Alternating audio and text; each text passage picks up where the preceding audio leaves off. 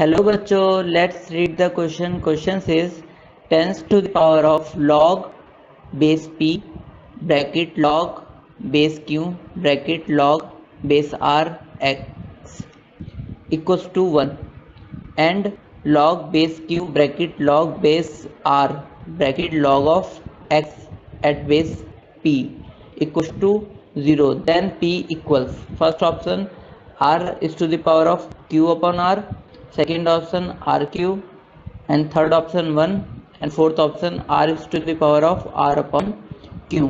इस क्वेश्चन को करने के लिए हम इसका की कॉन्सेप्ट देखते हैं. तो की कॉन्सेप्ट है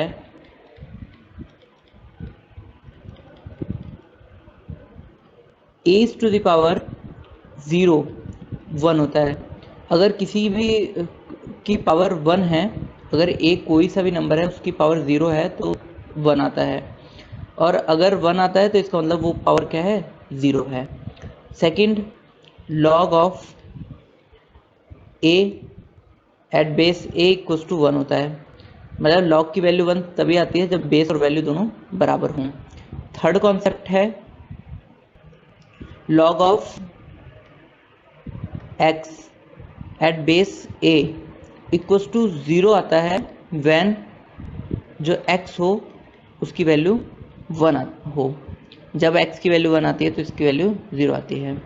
और नेक्स्ट कॉन्सेप्ट है log of x at base a equals to b है, तो इसको हम लिख सकते हैं x equals to a is to the power b. Now हमारा क्वेश्चन है 10 to the power log at base p bracket log at base q bracket log of x at base r equals to 1. तो हम इसको solve करते हैं. तो 10 to the power log at base p bracket log at base q bracket log at base r x की जो value given है वो है 1. अब 10 की पावर कितनी भी हो उसकी वैल्यू अगर 1 है तो इसका मतलब पूरी पावर की वैल्यू क्या है, 0 है. तो इसका मतलब log at base p bracket log at base q bracket log of x at base r is equals to 1 और 0. इसका मतलब ये 0 के इक्वल हो जाएगा. जो पावर है किसी भी चीज़ की पावर 10 की पावर 0 होगी तभी 1 आता है, तो इसका मतलब ये 0 के इक्वल है. और log की वैल्यू 0 तब आती है जब इसके log के अंदर जो वैल्यू लिखी हुई है वो 1 के इक्वल हो. तो ये इम्प्लाइज करता है log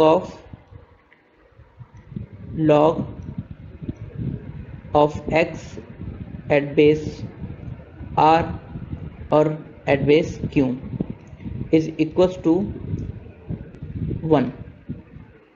इसकी वैल्यू 0 तभी आती है जब ये 1 के इक्वल होता है.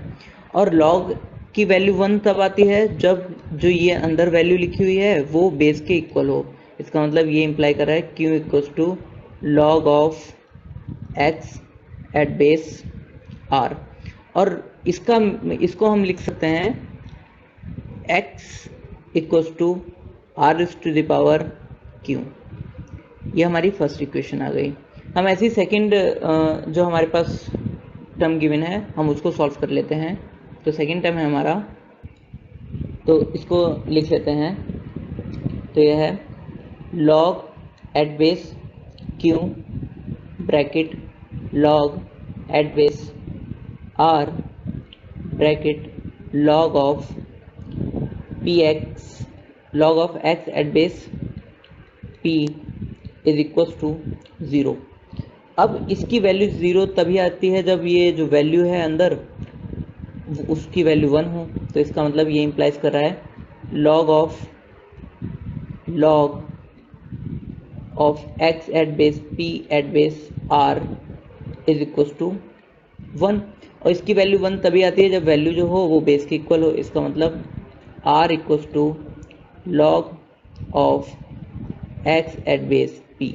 और इसको हम लिख सकते हैं x equals to p to the power r. Equation number 2. हमें इन दोनों का सॉल्यूशन से जो हमारे ये दो सॉल्यूशन आए हैं क्वेश्चन 1 एंड 2 से, हम सॉल्व करके हम p की वैल्यू फाइंड करेंगे, क्योंकि क्वेश्चन में हमें p की वैल्यू फाइंड करनी थी।